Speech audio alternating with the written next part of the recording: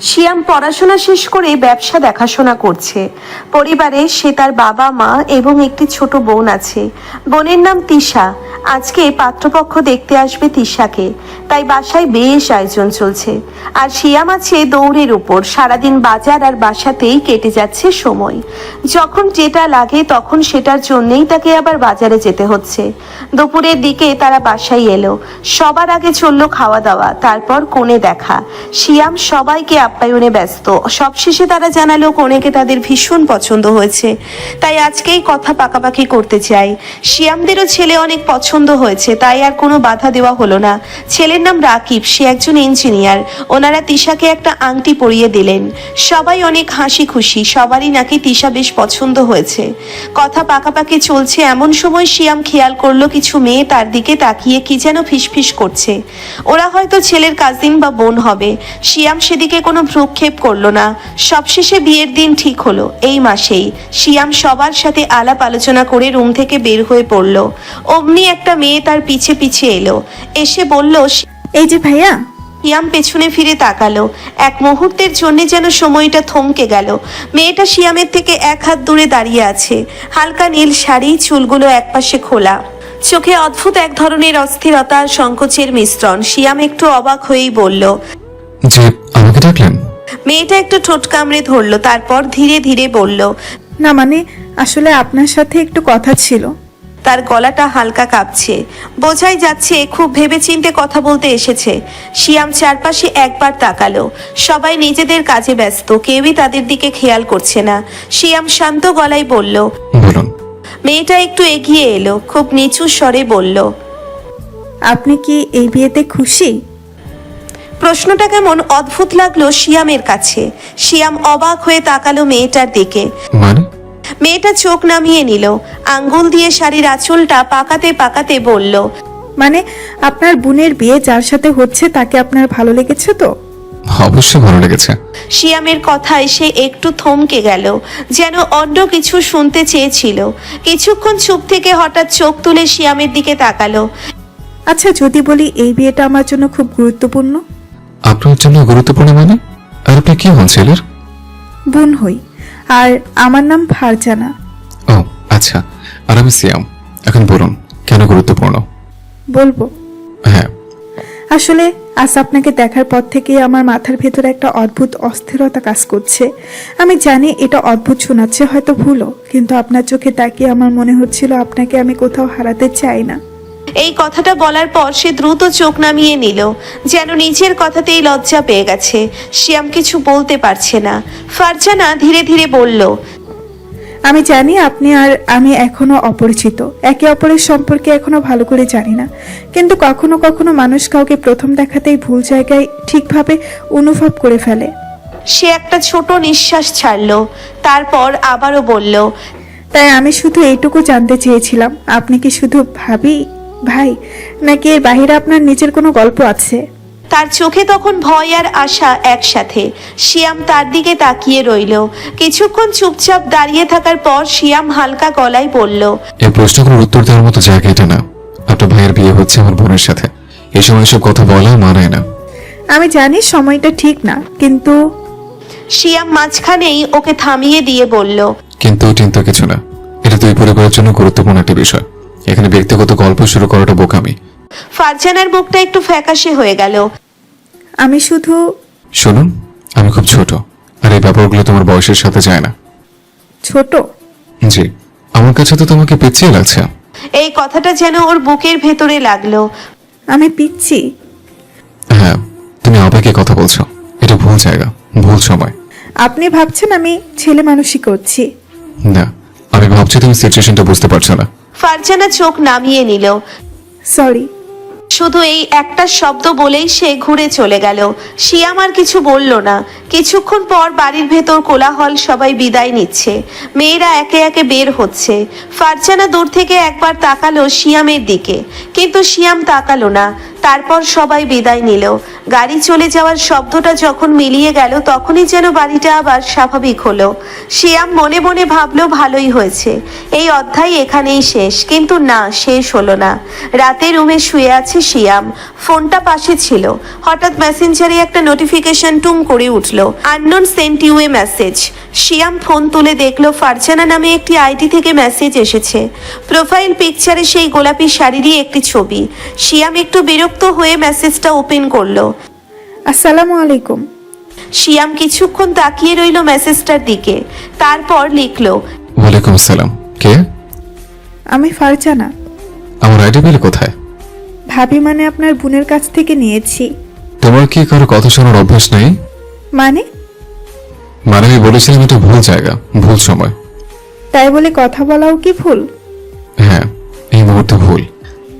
আপনি সবকিছুতে এত কড়া কেন?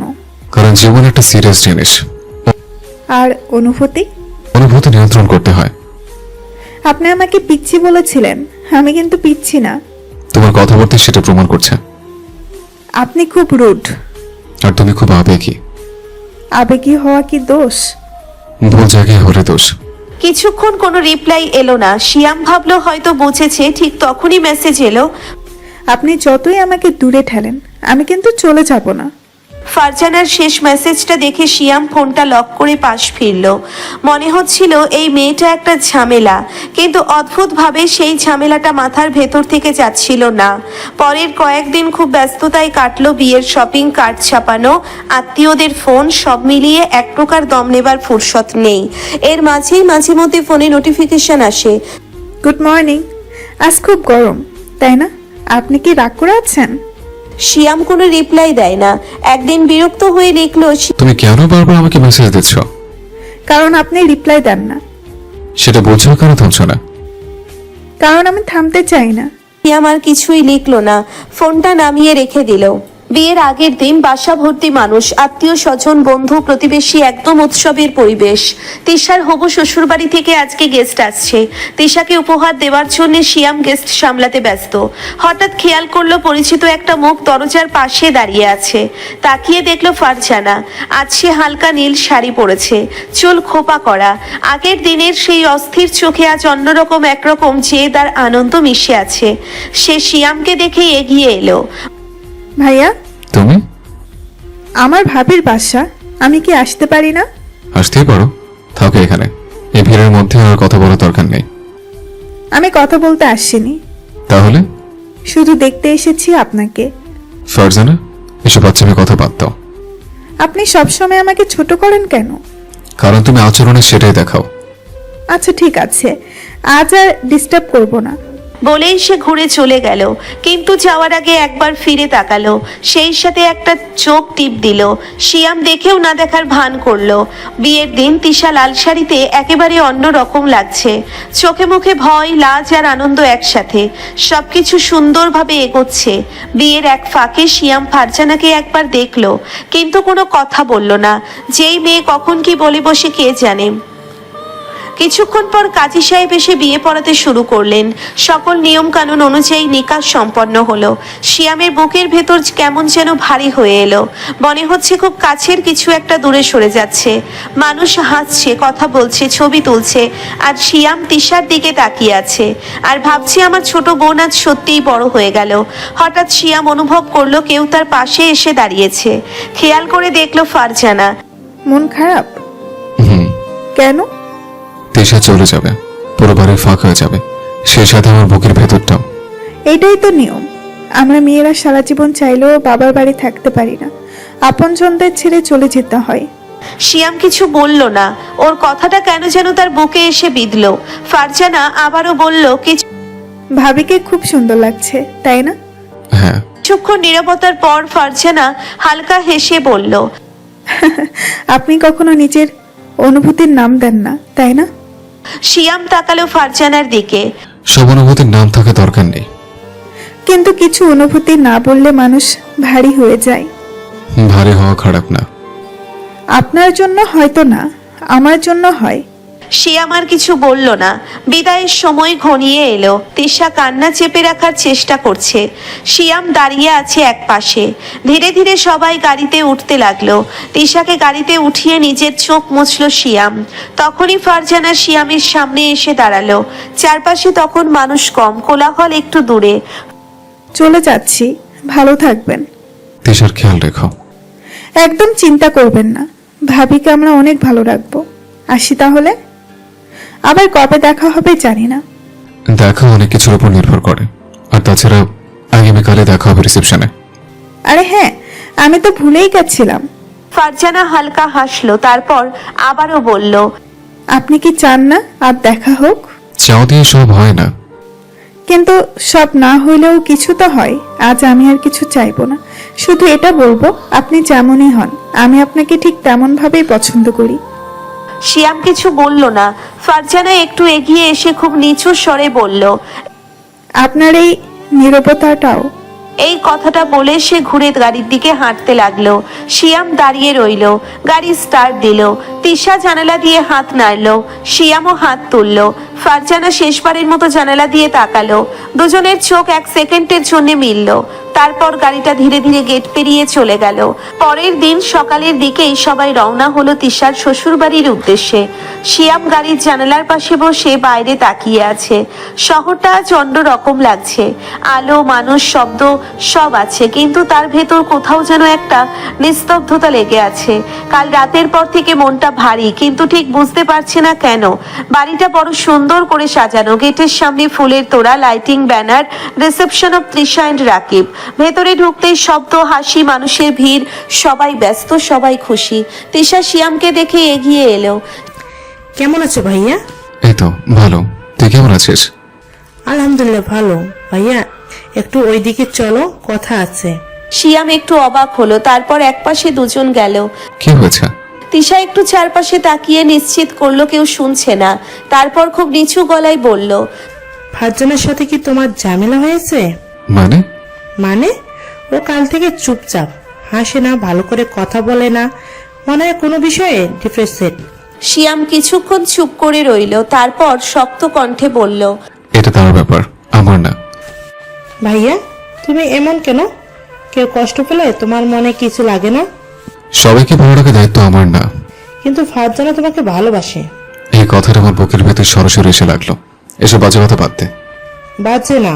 তুই এসব জানলে কিভাবে?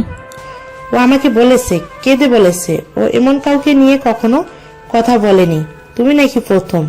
শিয়াম শক্ত গলায় বলল, আমি চাই না এসব শুরু হোক। কিন্তু ফারজানা তো চায়। জীবন চাও দিয়ে চলে না।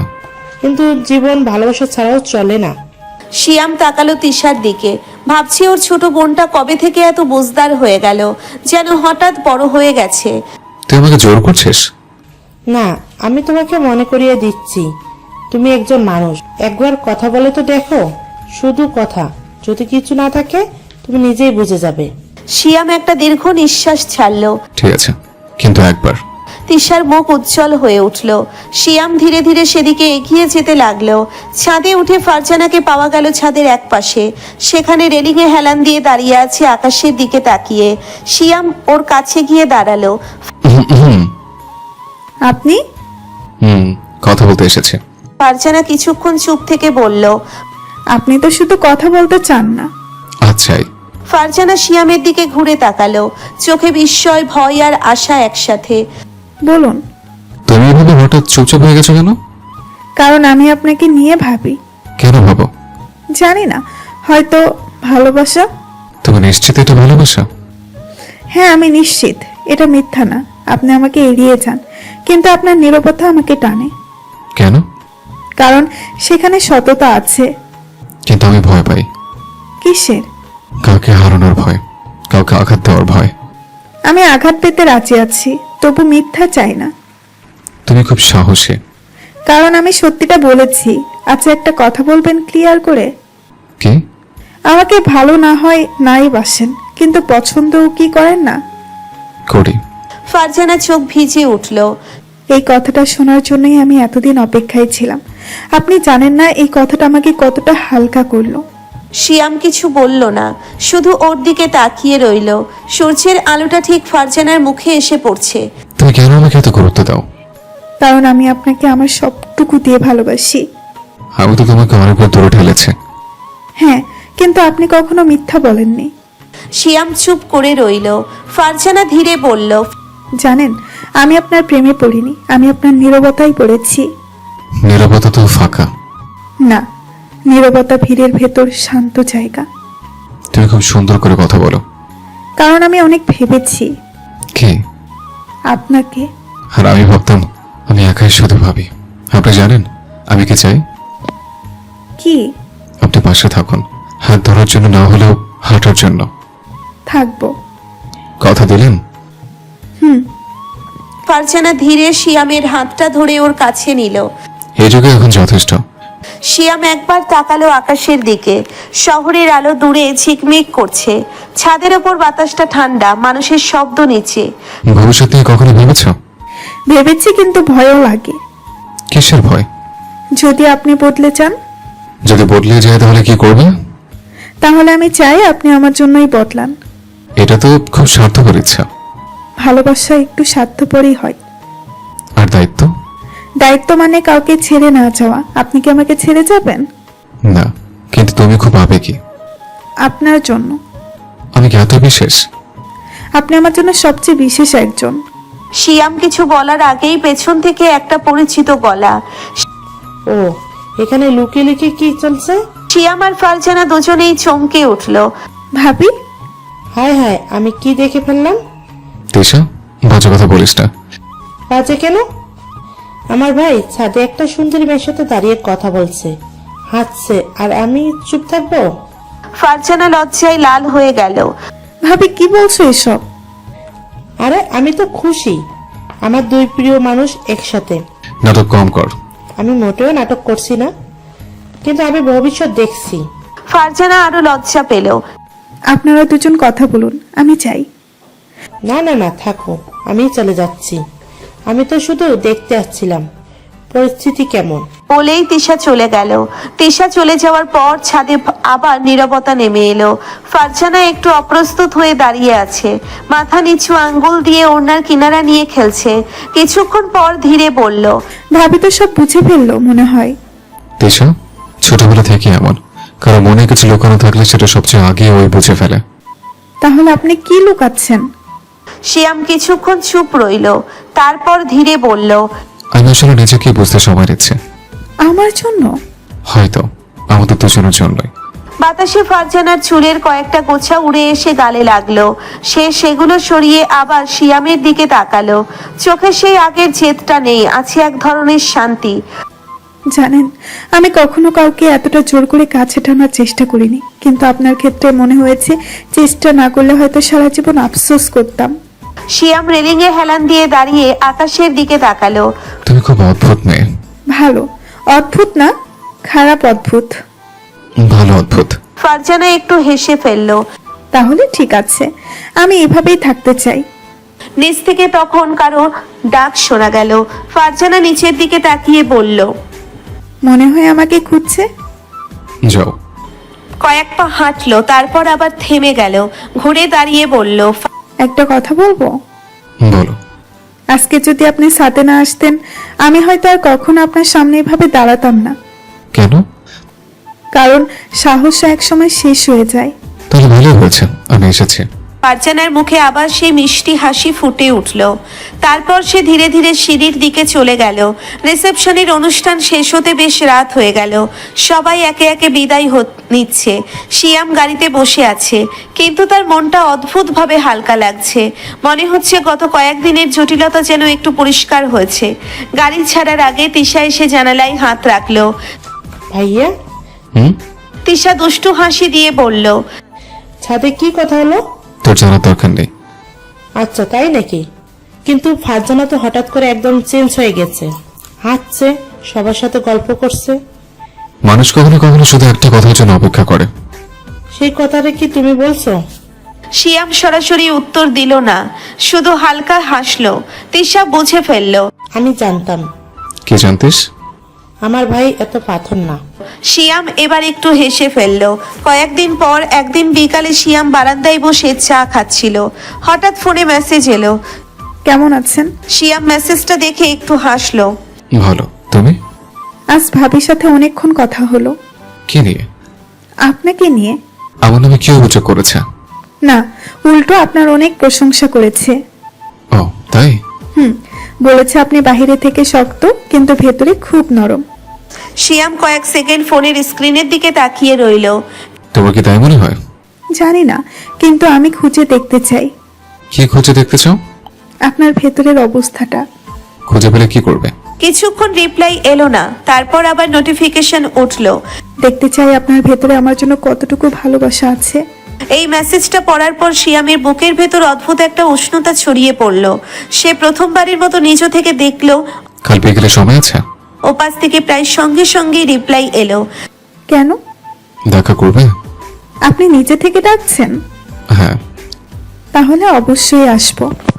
শিয়াম ফোনটা বন্ধ করে বারান্দা থেকে আকাশের দিকে তাকালো। সন্ধ্যার আলো ধীরে ধীরে নরম হয়ে আসছে। তার মনে হলো জীবনের কিছু গল্প খুব ধীরে শুরু হয়, কোনো নাটকীয় ঘোষণা ছাড়া, কোনো বড় প্রতিশ্রুতি ছাড়া। শুধু দুইটা মানুষ একটু একটু করে একে অপরের দিকে হাঁটতে শুরু করে। আর সেই হাঁটাটা কখন যে ভালোবাসায় বদলে যায় সেটা হয়তো কেউই ঠিক করে বলতে পারে না।